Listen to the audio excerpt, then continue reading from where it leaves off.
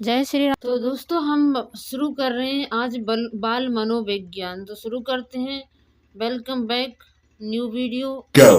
आधुनिक नाम बाल मनोविज्ञान का आधुनिक नाम क्या है? बाल विकास। क्या है? बाल विकास। बाल विकास दो शब्दों से मिलकर बना है, एक बालक और दूसरा विकास। ठीक है। बाल विकास का अर्थ गर्भावस्था से लेकर किशोर अवस्था तक की अवस्था को क्या कहते हैं? हम बाल विकास।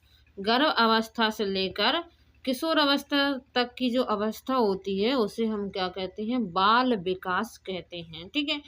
तो गर्भ अवस्था का समय क्या होता है? गर्भ अवस्था का समय होता है चाहे 280 दिन या 290 दिन या 9 माह होता है। ठीक है। किशोर अवस्था परिपक्वता तक की अवस्था होती है। 18 वर्ष की आयु तक की अवस्था को हम क्या कहते हैं? किशोर अवस्था कहते हैं। अब हम आते हैं विकास शब्द पर। कौन से शब्द पर? विकास। तो गर्भ अवस्था से लेकर जीवन पर्यंत चलने वाला, ठीक है, जो विकास क्या क्या होता है कि गर्भावस्था से शुरू होता है लेकिन अब पूरी जिंदगी चलता है विकास। ठीक है। जन्म से पूर्व प्रारंभ हो जाता है और जीवन पर्यंत चलता है। ठीक है। बाल विकास की उत्पत्ति मनोविज्ञान मनोविज्ञान की उत्पत्ति दर्शन शास्त्र से। बाल विकास की उत्पत्ति कहाँ से हुई है? मनोविज्ञान से। और मनोविज्ञान की उत्पत्ति कहाँ से हुई है? दर्शन शास्त्र से। मनोविज्ञान की उत्पत्ति कहाँ से हुई है? दर्शन शास्त्र से। और दर्शन शास्त्र की उत्पत्ति पता है? धर्मशास्त्र से हुई है। कहाँ से हुई है? धर्मशास्त्र से हुई है। तो पहले क्या था? धर्मशास्त्र। धर्मशास्त्र से फिर दर्शन शास्त्र को अलग किया गया। दर्शन शास्त्र के बाद मनोविज्ञान को अलग किया गया और मनोविज्ञान से बाल विकास को अलग किया गया। चलिए इनके कुछ पॉइंट हैं, हम देख लेते हैं कि प्राचीन समय में दर्शन शास्त्र और धर्मशास्त्र एक ही विषय थे। ठीक है। तो दर्शन शास्त्र को धर्मशास्त्र से अलग करने का जो श्रेय है वो डेकार्त को जाता है। किसको जाता है? डेकार्त को। तो दर्शन शास्त्र में मनोविज्ञान को अलग करने का श्रेय, दर्शन शास्त्र से मनोविज्ञान को अलग करने का श्रेय अरस्तु को जाता है। दर्शन शास्त्र से फिर मनोविज्ञान को अलग किसने किया? अरस्तु ने किया। ठीक है। इसलिए अरस्तु को मनोविज्ञान का जनक कहा जाता है। अरस्तु को किसका जनक कहा जाता है? मनोविज्ञान का जनक कहा जाता है।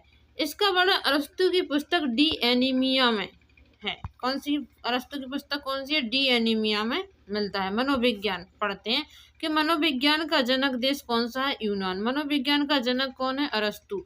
प्रारंभ में मनोविज्ञान की उत्पत्ति ग्रीक भाषा से हुई है। कौन सी भाषा से हुई है? ग्रीक भाषा से। ठीक है।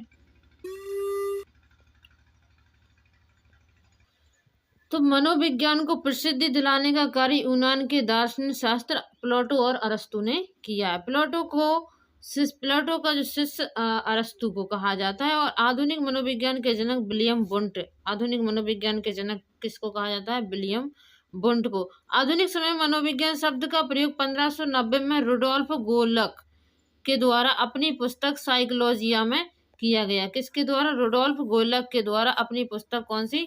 साइकोलॉजिया में किया गया है। तो पढ़ते हैं, अच्छे से समझते हैं कि मनोविज्ञान को अंग्रेजी में साइकोलॉजी कहते हैं। साइकोलॉजी मनोविज्ञान ग्रीक भाषा का शब्द है। साइकी तथा लोगस से मिलता है।